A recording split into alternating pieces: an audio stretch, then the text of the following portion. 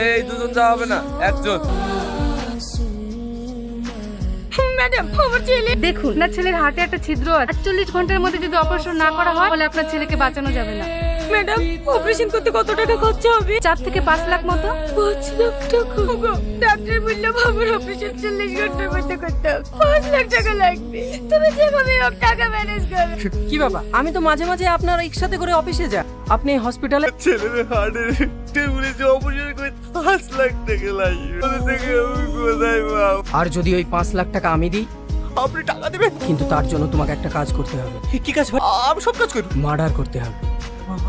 ভালো করে ভেবে দেখো, ছেলেকে নিজের চোখের সামনে মরতে দেখবে নাকি আমার কথায় রাজি হবে? এই কথা কেউ জানতে পারবে না। কি ব্যাপার, টাকা ম্যানেজ হলো? ম্যাডাম, আমরা খুব গরিব মানুষ, এত টাকা ম্যানেজ করতে পারবো? আপনি কিছু একটা করুন না ম্যাডাম। আমি তোমার ছেলের অপারেশন ফ্রিতে করিয়ে দেব। সত্যি? কিন্তু তোমাকে একটা কাজ করতে হবে। আপনি যা বলবেন আমি তাই শুনবো। তুমি আমার সাথে এসো। এই না, এই জিনিসটা আমি একটা লোকেশন পাঠিয়ে দেবো, লোকেশনে দিয়ে আসবে। এমন ভাবে যাবে যাতে তোমাকে কেউ চিনতে না পারে। ঠিক আছে ম্যাডাম। যা, খালাস করে দে। ধর।